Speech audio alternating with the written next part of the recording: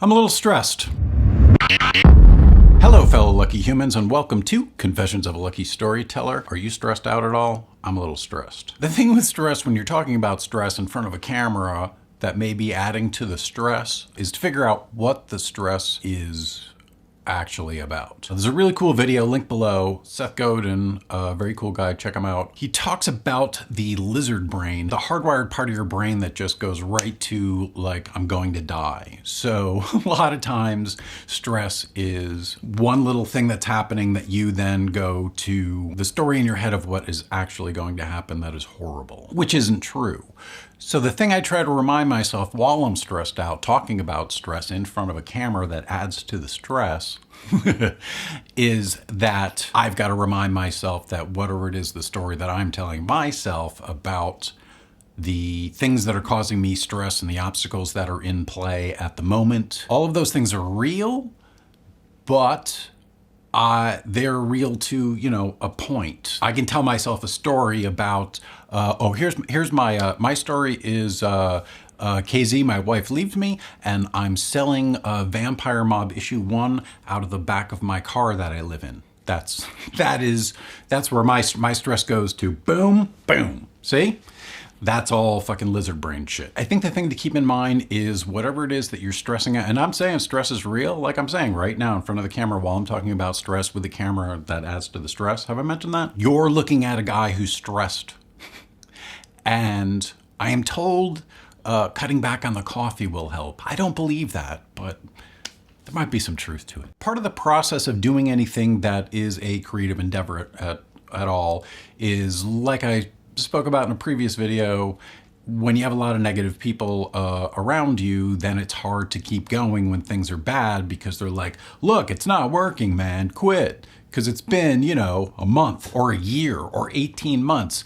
And the thing you've always got to keep in mind, that I have to keep in mind, by continuing to, I'm not saying like to self-destruction, but continuing a little further into a not so comfortable zone is sometimes all that's needed to get A, more comfortable with the lack of comfort, and B, to make a lot of cool shit happen. That is what I'm finding as I keep doing stuff. Making stories, making shorts, making these videos, things keep happening. I've been playing with Meerkat. That was not in my comfort zone. I cooked. I cooked for 90 minutes, food from Blue Apron. I don't know how to cook. It was entertaining to the 20 people who watched, I am sure. What I keep in mind is that I know people like what I do. I know it's a small group. That group is getting bigger, but I have to keep going in order for it to get bigger. So that adds to the stress, but that is part of the deal. That is part of the game. That is part of the obstacle. I like figuring it out, and I've continued to figure it out. If you want to be a little less stressed, think about what it is that's stressing you out. The example that Seth Godin uses is your phone rings, it's your boss, and you immediately think you're going to lose your job and be homeless. Which may have added to my living in my car selling Vampire Mob issues out of it. What I like about making these videos is that I am in the middle of the struggle. I am not where I want to be, but I'm going to continue going and figure out some way to make it work. And I'm hoping that the information I collect along the way that I can give to other people who want to try shit might help them, because that's like that Seth Godin video below. That helped me kind of like, oh, okay, I got to quiet some of this bullshit that I'm telling myself about living in the car, selling Vampire Mob out of it, and hunker down and work a little harder and make some more stuff happen. And you would be amazed how much harder you can work when you really want it to work. It's easy to put it off. It's easy to binge on 15 shows. It's easy to, I don't think so. But what you'll realize is that spending the weekend watching a show and doing nothing but, I'm not saying there isn't some pleasure in that, but how would you feel if you had spent the exact same amount of time working on some project, some idea, some dream, something that you want to do? That's what I would think about. And I think that also might lessen your stress, or it might raise it a little bit too. that may be part of the deal. You may have to get out of your comfort zone, add a little stress, but what you get from doing all that makes, I think, kind of like a cooler life. Maybe I'm wrong. Try me. I don't think I'm wrong at all. I'm not wrong at all about that. No, I disagree with myself. You gotta take chances and shit. Go for a walk. Try to be a little less stressed.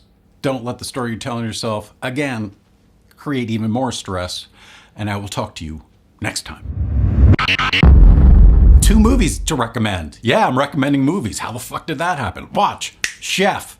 Don't read anything about it. Don't read the cast. Don't watch the trailer. Just find it, press play, watch. Other movie, Old, Kansas City Confidential. It's great. Such a cool story, twisty twist, both online. I can't tell you where to find it because where you are in the world, sometimes I go to canistream.it to search for stuff that I can stream online. But I hope you can find those 2. They're both very good. I enjoyed them. Chef and Kansas City Confidential. Thank you to Jane DeMarco for the very cool Vampire Mob magnet that she made. This is handmade. Link below. It's really cool. Where I work and edit, it's to my right. It's like right here all the time, right there. Thanks, Jane. And thanks to Death Wish Coffee for sending me some very good coffee. Very good coffee. Very good coffee. And this very cool shirt. Thank you very much.